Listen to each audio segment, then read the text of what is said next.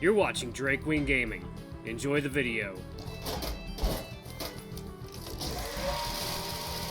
Hey guys and gals, Neri here from Drake Wing Gaming, and stuff you on Twitter, the Gaming Drag. Today I'm coming back. One second, y'all just wanted to make sure it was actually picking up my mic. Alright, let's go ahead and jump right back into it, shall we? Alarm chain, you were up, and let's go! Whoa, that's a no-go. First game is nights only. You know the rules. Oh, fuck, that's right. No worries, I'll go mingle. But you should kiss a dude and then talk in a really deep voice. Don't do that. Wasn't planning to. Getting sucker punched isn't my idea of fun. Alright, come on, go! He slaps Marcus on the arm and pushes him towards the basement, and Marcus tries calling out to me. If you get bored, just show up. We'll let you in. Okay. And off they go, leaving me alone. I stand there for a second, wondering what the hell I'm gonna do now, until a pair of familiar bunny ears pass my vision. I focus my eyes and see that Adrian scurried into the corner of a room, phone clutched tightly in hand as he scans the room, an intense look on his face. I curiously make my way over to him and stand in his way to make him notice me. After about a minute, he does, and his face twists from recognition to confusion to uncertainty. It's me. Yep. Callum? Oh my gosh, you... Whoa, you look so good. I do? Yeah, you look really cool. Well, thanks. You look cool too. No, I look like an isekai hooker. Just a little bit though. You make it work. Thanks. Why are you wearing that anyway? Actually, what are you even doing here? I thought you didn't like these kinds of events. I don't. Trust me, I'd rather be anywhere else right now. But Lawrence said he needed my help with this case, so I'm his sidekick. He gestures at his body, a look of shame on his face. He's also the one who dressed me, if you couldn't tell. This Lawrence guy sounds like a real piece of work. I kinda want to meet him. Good luck, that hyena's got all of his attention, whether he wants to admit it or not. I swear that guy's love life is all kinds of complicated. Looks like Lawrence has a lot on his plate. I'd like to hear his story someday. In any case, I'm his eyes right now, on the lookout for someone. He holds up his phone and gives it a little shake. So instead of eating candy, I'm doing vigilante shit like getting dressed as a medieval whore. Sorry to hear. At least your ass is fat. You think? Anyway, have you seen that Aster guy around? You're looking for him, right? Well, I'm kind of taking a break from the investigation right now, but I'd be lying if I said I wasn't looking out for him. The asshole doesn't seem to be here, though.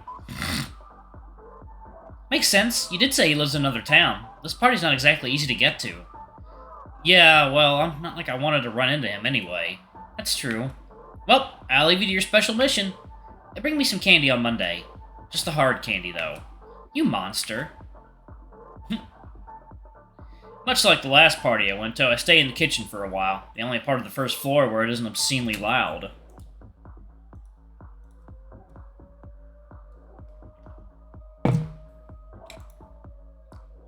This time, however, a couple of guys actually come up and talk to me, but after they realize I'm a guy, they cut our interaction short and hightail away. It gets disheartening after the 5th time or so, and I'm about to reach for that dreaded 4th beer when a tall, horned figure approaches me. Oh my god. Hey girl, twink. Whoa, cool costume. Thanks. Made it myself. He looks like some kind of Japanese demon. The costume a bit more revealing than anything I've seen on him so far. What are you doing here alone? Aren't you coming with Marcus? He's doing the Night's Game extravaganza thingy. Oh, right. Why aren't you doing it? Because it's boring. They just get drunk and play party games. Not like you're doing anything better. I'm talking to you, aren't I? Oh, smooth. Thanks. You could still, go down there and watch them. They say it's members only, but they don't give a shit if anyone joins. Maybe. I might hang out here a bit more. But don't take too long. They do weird sex games in senior year, I've heard. Be sure to keep an eye on Marcus. Oh, shit. Yeah. Does everyone know I like him? Pretty much. You guys should just get it over with and go out already. Ha! As if. It's a nice thought, though. Maybe when we're old and alone we could hook up. Pussy. Huh? Wait too long and he might just move on to someone else. Just keep that in mind. He pats my thigh, and after getting a beer from the cooler next to me, he nods and makes his way back into the crowd. I head the door to the basement, wondering if Marcus is down there playing those, games. I hop off the counter and... Callie! Ah, shit! Karina gives me a hug that's a bit too tight and smiles at me sheepishly. Baby, you're so pretty. Oh, she's been drinking. Thanks. Wow, I mean, she's Catwoman, obviously. Like it? She's in a skin-tight jumpsuit and shiny black boots and big red goggles on her head, her hair flowing loosely down her back. You look gorgeous. Isn't it a little cliche, though? What? No way, Catwoman's awesome. I wish Marcus would have gone as Batman. How cute would that have been? So cute. Speaking of, where the hell is he? There's something I want to tell him. My heart starts pounding as my hands turn to ice, familiar feeling of fear rushing through my body. What are you gonna tell him? She looks at me like that. A smug, knowing look that says one thing. What do you think? In that moment, a wave of anger flows through me so quickly the red lights on the dance floor burn with intensity. Maybe I'm too drunk, or maybe this was a last straw kind of thing, but something in me clicks. Something... Well, I think I saw him outside with Ronnie. You should ask him, Kay. Outside? Oh, he better not be skinny dipping. She leans in and gives me a loud, wet kiss on the cheek and smiles at me again. Thank you, sweetie. Enjoy your night. Then she's off, sashaying away as she loudly sings the lyrics to whatever song is playing right now.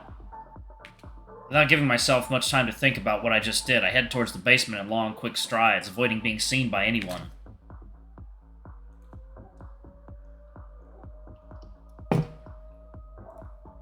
Oh, that's a nice little setup down there. The basement door swings open with ease, and loud chatter can be heard below, mostly male voices all trying to speak over one another. I nervously make my way down the stairs and see that there are about 10-15 people down here and not just guys. Plenty of girls are here too, and I start getting cold feet, thankful no one has noticed me yet. My eyes quickly scan for Marcus, and sure enough, there he is, laughing and joking around with his teammates. He looks really cute when he laughs. Maybe I shouldn't be here. He seems to be having fun, and I don't want to ruin it for him. Yo, Callum! Most of them go quiet as they turn to look in my direction, Baxter waving me over to me. You came! Great timing, dude! With every eye on me, my face burns in shame, and I slowly creep my way back up the stairs. I was just leaving, actually. Huh? No! Come down here! Before I even realize it, Baxter's already in the stairway, grabbing me by the torso before I can escape. Come on! We're playing a game! He grunts as he places me right in the middle of the crowd. The guys snicker at me, and the girls whisper to each other, and I feel like I'm in some kind of nightmare. Baxter disappears, but only for a second, holding up an empty bottle triumphantly. All right, sit! All of us, in a circle! Sit, sit, sit! Everyone follows his orders, and I quickly follow too, sitting in between a really tall kangaroo dressed as Venom and a cute, busty rabbit dressed as Slutty Princess Peach. Marcus is sitting almost directly across from me, and he gives me a somewhat worried look that says, "What'd you get yourself into?" Baxter sits next to him after carefully reviewing our seating order, and places the bottle in the middle. Ladies and gentlemen, and everyone in between, we conclude the night's Halloween Nights games with our third and final game. As is tradition, since this is our last Halloween as a team, it's set in stone that we have to make some memories. So let's play a game that everyone knows and no one will forget anytime soon. Halloween Nights Game 3, Spin the Bottle! An eruption of cheers echoes through the small basement, and my eyes immediately meet Marcus, who is already looking at me. But he quickly looks away, and so do I, staring at the bottle in the middle of our circle in complete denial. We're playing, huh? Alright, we spin to see who goes first, then go clockwise from that person. Repeats are allowed. It's all random, after all. If the kissing gods want you to go at it 30 times, so be it. If both parties refuse to kiss someone, they'll be locked in the closet for 7 minutes in heaven. What you do in those 7 minutes is none of our business. If only one person refuses, they're out. The game ends when there's only 2 people left. Alright, let's start! Baxter gives the bottle a good spin, my heart pounding hard, hoping it's not me right from the get-go. And instead, it lands on someone to my middle left. So the game starts. I'm terrified, to say the least. With every spin of the bottle, I get increasingly more nervous, and when it doesn't land on me, I sigh in relief. I couldn't handle the rejection if someone just didn't want to kiss me. I think I'd leave and never emotionally recover. But that's not really my biggest worry. It's almost Marcus's turn. Having to witness Marcus kiss someone else, I don't think I'd be able to stomach it. Baxter's turn. He spins the bottle lazily, and it lands on a chubby husky wearing a baseball uniform. The crowd cheers, and Baxter calls over to him seductively. Aw, come on! Backing out? Fuck no! And kiss me, fat ass! The annoyed husky grabs Baxter's face and kisses him roughly, and the crowd goes wild, hooting and cheering like crazy. Their kiss is sloppy and gross, but it gets a laugh out of everyone, including me. I clap and cheer along, joining in on the noise and glance over at Marcus. Again, he's looking right at me, but this time he smiles and shakes his head. I wink at him and point at the kissing jocks, implying that he's next, but he just rolls his eyes and sticks his tongue out at me. Although I'm joking about it, I feel my stomach start to turn violently, knowing what's about to come. Well, someone's about to come.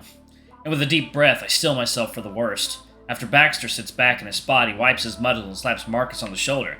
"You're up, Cap'n!" Marcus glances at Baxter, then at me, then the bottle, as the crowd cheers him on enthusiastically. And with one strong flick of his wrist, Marcus spins the bottle. I stare at it, horrified, as it spins and spins to no end, praying to God that it lands on someone I wouldn't really care about. Oh, goodness! Any of the big guys? But even then, I don't think I'd like seeing that at all. Okay, I'm not stupid enough to hope it'll be me, so I just have to grit my teeth and bear with it. Baxter would be funny, right? Totally. When is this fucking bottle gonna stop spinning? Finally, it slowly starts to lose speed, and my heart stops beating altogether. The anticipation slowly building up and up that I feel like I'm about to piss myself. I have just enough time for a last-ditch prayer, hoping that it's me, please be me. And then the bottle comes to a stop, its hollow opening staring right at me. Huh? The crowd erupts into loud hoots, but my brain can't really process the sounds as it tries to understand what exactly is going on right now. It's me? It landed on me? Seriously? There's no way. I look up at him, the only person I can see in this room, and he's looking at the bottle in shock, dumbfounded and speechless. Then his eyes slowly look up and meet mine, a gaze of wonder and disbelief mirroring my own, and I swear that I see his eyes flicker. Baxter hugs him tightly and shakes him around, yelling stuff I can't comprehend at the moment, but Marcus just kind of stares at nothing as if he's thinking. Yeah, he's thinking about whether he can, y'all can just reject that and go into the closet for 7 minutes together. That's probably the better option. Anyway, thank y'all so much for watching. Don't forget to like, comment, subscribe, ring that notification bell, and check out our Patreon if you can. Patreon and YouTube memberships if you can. It always helps. We're trying to raise money to get a new computer for my girl. Anything y'all donate would be greatly appreciated. Anyway, thank y'all so much. I love you all, and I'll see y'all in the next video. Bye-bye!